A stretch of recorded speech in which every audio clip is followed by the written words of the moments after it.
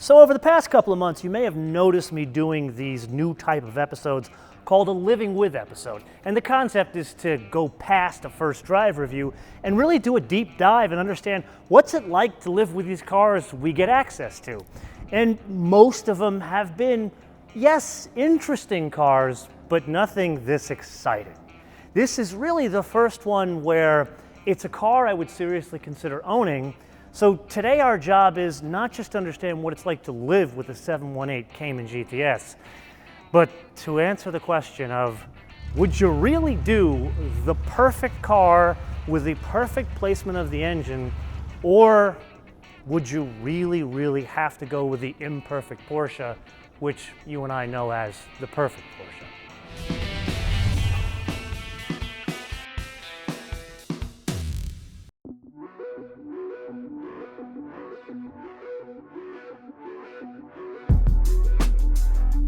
Okay, so good news. We've got the 718 Cayman GTS out on our home turf, which means we got to do three things we couldn't do in the Boxster GTS first drive review. First is just drive it on home turf, which is of course very fun considering this is Moto Canyon with a lot of dips, elevation changes, proper turns, and just good scenery. Number two, we need to understand that torque difference. Remember in the tech review of the Boxster and Cayman GTS, I shared with you that depending on the transmission choice, it's not just a preference in terms of do you want to shift your own gears or not, or speed of shift. It changes the amount of torque only in the GTS. So in a PDK equipped car, this would have 317 pounds of torque, which comes in at 1900 RPM, stays flat all the way up to like 4500 RPM. And for the avoidance of doubt, it's still 365 horsepower either way. But this car with the manual transmission, as well as that Boxster GTS we drove up in Northern California, it's only 309 pounds of torque. The difference, it's way above my pay grade. Achim, if we get him on the show in the future, which we will, we'll get him to explain this kind of stuff to us. But long and short of the story, the technology of the PDK combined with the way the thing develops power out of the 2.5 turbo, they're able to get more torque out of that engine.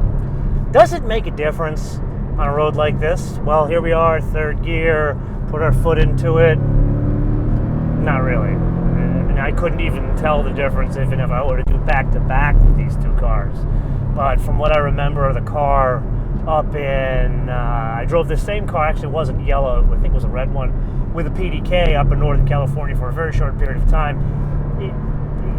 It's indistinguishable. So would it make you, or really give you pause to say, oh, well, should I get the PDK because I get some extra torque?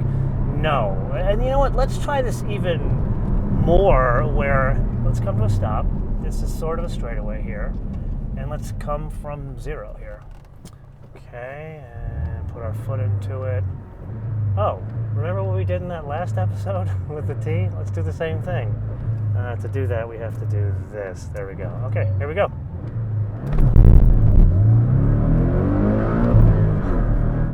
Now, before we get much further into this Living With episode, we need to play a round of the options game in order to set up the next driving segment. So without further ado, let's jump right in. 2018 718 Cayman GTS, $79,800. To that, we add the PASM Sport suspension. Lowers that by, what, 10 mils?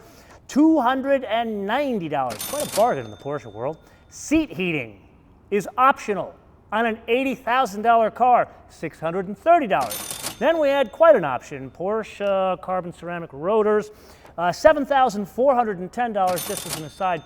That's a bargain. That's over $1,500 cheaper than they would be on a 911, so there you go. Then we add the navigation, $1,780. Wow, I need an iPhone. And then, I never understand this one, Porsche Connect, 12-month subscription for $1,720. Wow. Then we add the destination $1,050 for a total price of $92,580. Before we get to this driving segment, I've got to ask, why is it every single 718 Cayman and Boxster we've featured in the past like 2 years is $92,000 some odd dollars? almost 10 years I've been doing this now. I've never seen a Cayman that, at least in life, I've seen the options list, I've never seen one with carbon ceramic rotors in it. So with that, let's try it.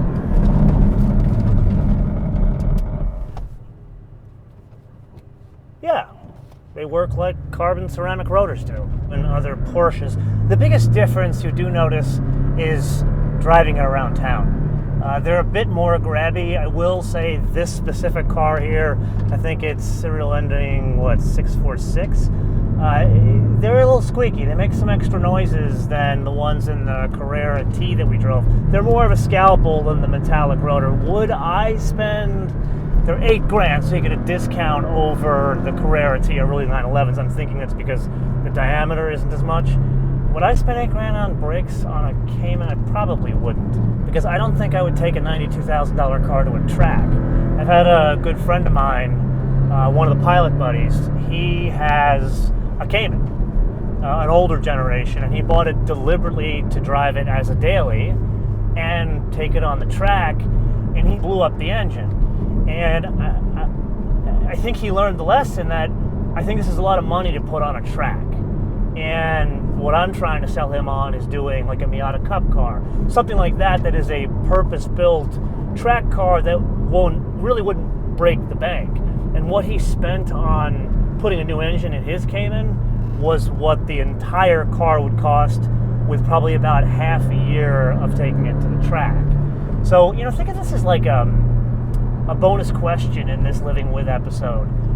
Would you track this car?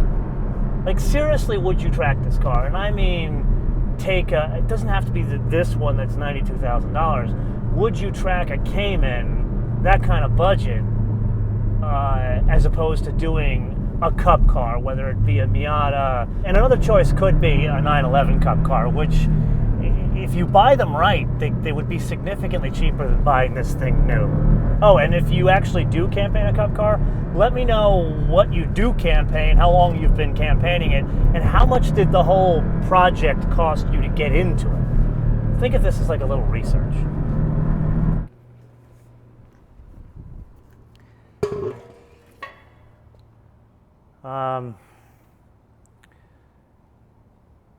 No. Just no.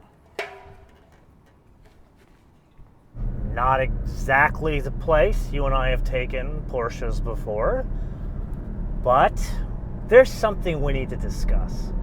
And it's actually not so much just living with this particular Porsche.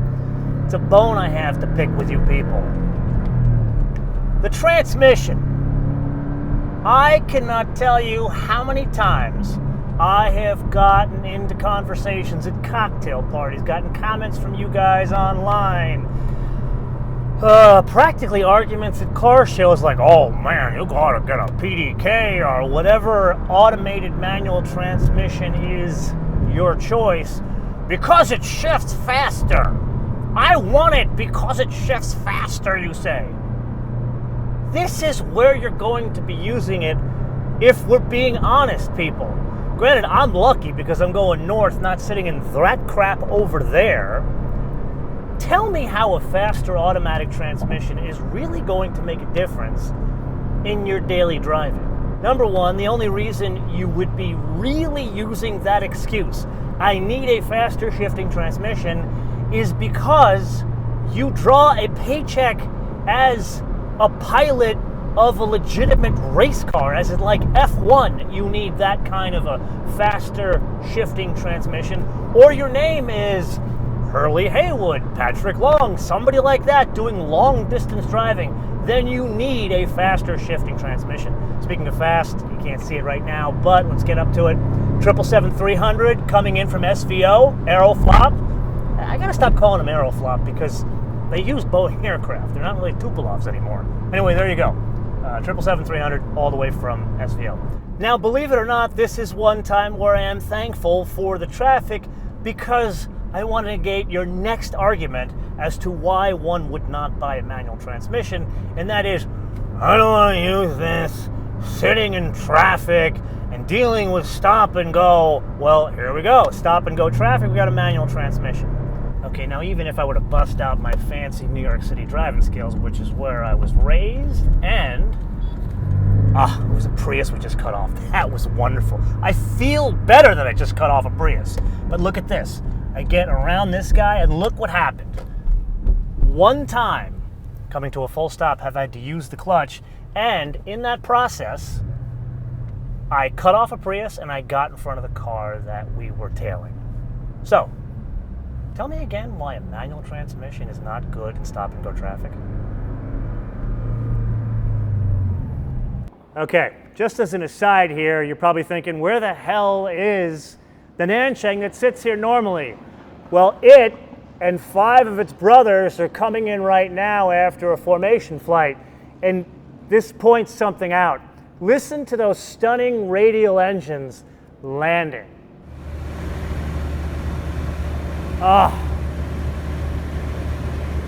Doesn't she sound magnificent? Sound is something that underpins any mechanical vehicle, which perhaps I'll make a suggestion. Instead of a 2.5 4-cylinder boxer engine, perhaps we should put a radial engine from one of these Nanchangs in this thing, and you'll really have something to brag about. Okay, so apparently somebody wants to drive. He has inadvertently fooled with the Apple CarPlay. He wanted me to point out that the car does indeed come fitted with Apple CarPlay, which is somewhat usable. He also wanted me to point out, oh yeah, I can't forget about that. He wanted me to point out that the cup holders, like in all Porsches, are worthless. What else? Oh yes, he would like a sunroof so he can stick his head out. So yes, this is a graphic demonstration of trying to share the fun of a very cool car with your best friend. Now, I will say this, he is 65 pounds, he's 10 years old, so he's not a huge dog, but he's not a small dog. He looks big because he's got all this fluff, and actually he's incredibly good at going around the corners like that. Some of you are probably going to complain that he's not in a harness. We do have a harness for him. Although the harness, it's a bit of a problem with him because A, it freaks him out, but B, he actually has chewed through them in the past. Okay, there he is. He wants to get his footing back in the seat. He's chewed through them almost as if he uses his teeth as a knife. Like the first time we left him in one of these things, he actually got out of the harness like Houdini himself. Maybe we should have called him Houdini instead of Kumo. So apparently going downhill, he likes to sit in a different position. He wants to stand up and see the turns coming up to kind of tell me which gear I should be in. The second gear is about the best I can do for you here, buddy, because if I downshift into first, it'll throw you that way, and something tells me you don't want to hit the glass, do you? Hi, you enjoying yourself there? You having fun in the Porsche? So what we like to do is put them in SUVs, so notice I am driving incredibly slow just to demonstrate the usefulness of sharing a Cayman with your best friend. And I think we've proven that point, don't you agree? He says yes.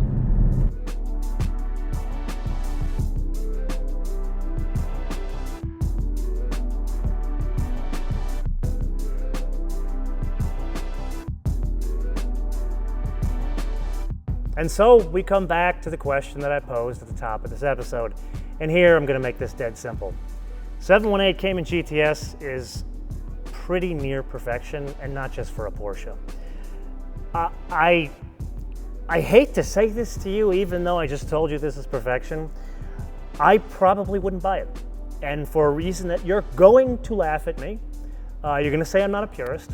There is no sunroof on offer. This is a big deal for me in a car that I would be driving every single day, because in reality I wouldn't take a $92,000 car on the track.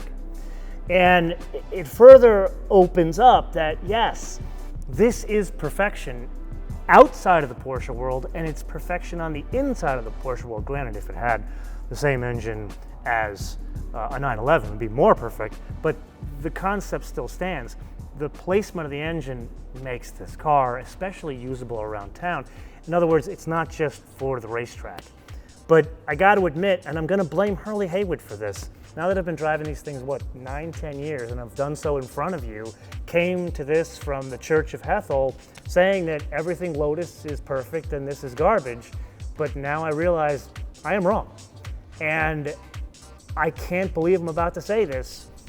Even though this is the perfect one, I would go with the imperfect Porsche, because now I've been trained that the imperfect placement of the engine of a 911 with the pendulum out there and it's swinging around, there's something so magical about it. And for 92,000, especially at this level, I would probably throw in a couple more bucks and get me a 911 Carrera T or buy a used Targa, something like that. But I'm just one man, so I'm going to turn this around to you guys. And I'm going to ask you, which one would you choose given this budget? So we're not talking a basic Cayman or Boxster. We're talking something $90,000 to about $110,000, because this one doesn't have a lot of options on it. What would you choose? Why would you choose it? And most importantly, do you currently drive like a Cayman, a Boxster, or a 911? And what region of the world do you hail from? Let me know in the comments below or via our social media. MotoManTV on Word, MotoManTV on Word, Facebook, Twitter, and Instagram. And with that, I'm going to say Kumo and I are going to have a hell of a hard time saying goodbye to this one, because even though it doesn't have a sunroof, it is wonderful to use every single day. So until I see you next time, bis später. Checking out the ocean? Yeah?